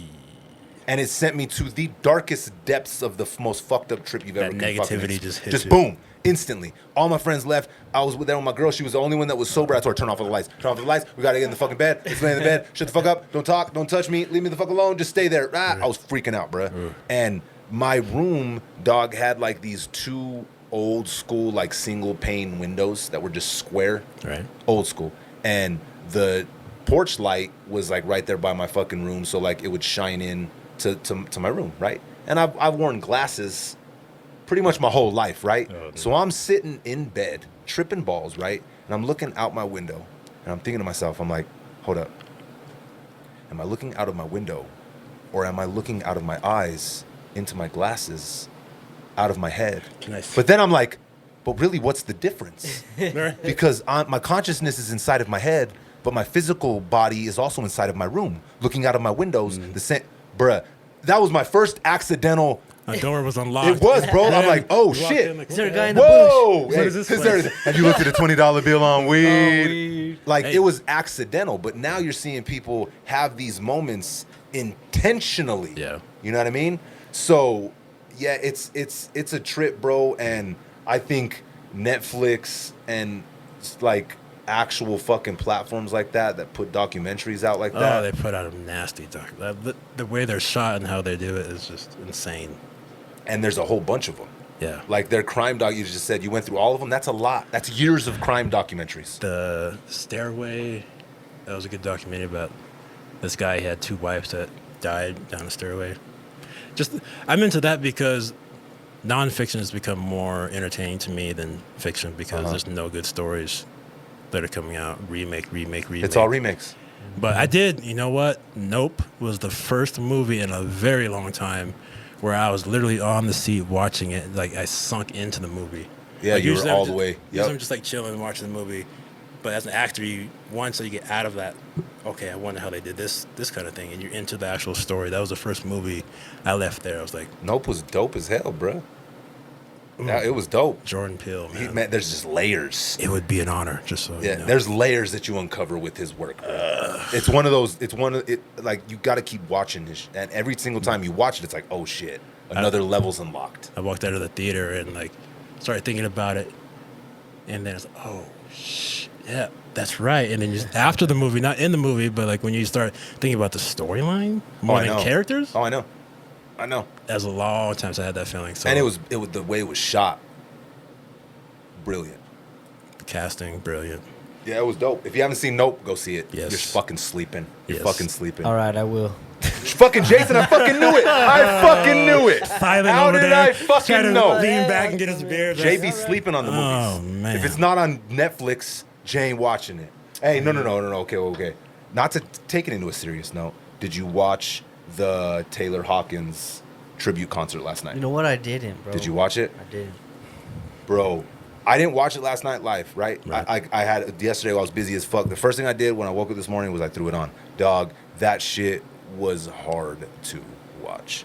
There was a specific fucking moment, right, where Taylor's 16-year-old son played the drums for "There Goes My Hero." Bro, that shit was powerful as a motherfucker. I thought you were And gonna say it was horrible. the little dude is talented as hell, bruh. He plays the drums like his pops. Watching him play, and like him and Dave Grohl were like locking eyes as he was going at it, bruh. They brought out Paul McCartney was there, Travis Scott, Blink-182, Travis Barker was there. Barker, okay. Bro, Oh, man. the fucking concert was epic as hell. But that moment, there was 2 moments specifically with Dave Grohl. He performed, I can't remember what song it was, bro, but he broke down. He was waiting for the drums to come in, and you could tell that he knew that it was the first time that the drums was gonna come in from somebody that wasn't his fucking best friend, right? And he broke down in the middle of performing. But his fucking son, bro, Taylor's son, his name's Shane, I believe. Don't quote me, I might be wrong. Shane, he's 16, fucking killed it. Oh, I love that. Bro, it was epic, dog. Because, the Foo Fighters, bro, like Dave Grohl, like, think about it. Nirvana, bro. He's been a part of 2 of the biggest, most influential bands of the past 30 fucking years. This is the only rock band I know. Seriously. He's one of the last rock stars. There's classic rock, and then there's rock, and there's like, who else is messing with the Foo Fighters? Oh, yeah, there's Nirvana. Oh, Yeah. but then there's and Dave Dave Grohl's Grohl's. in both of those, bro. Yeah. So, man, when you guys get a chance, though, you guys got to watch it. It's on I'm Paramount done. Plus. You I sold will, me. man, yeah. Hey, sold, brother. Hey, so, Kenneth, Yes. my dog, thank you for pulling up. Thank It's been a motherfucking pleasure. Thank you for having Keep me, man. keep killing it. Keep pushing, go through all the medical stuff and things you got to go through, like COVID and hard times. But I'm just glad to be in the generation I'm at because we're just got to keep pushing, man. Hey, It feels good getting older. You're at that point like, oh, I'm scared to get 40. But when you have that mentality of like wanting to grow, it's sick. I've lost so many people that have went before me that every day I get older, I feel more and more blessed to be able to fucking hit the marks, bro, and hit the ages that I'm able to hit because a lot of people ain't here with me anymore. Yeah. So, you know what I'm saying? I push, bro, as hard as I can, bro, for those people and for myself, dog. Shit, Yeah. I'm trying to leave something here. Oh, hell yeah. I'm trying to go, bruh. You got to filter out the bullshit. Yes, bro. So, on that note, until next time, respect the connect. Respect. Peace.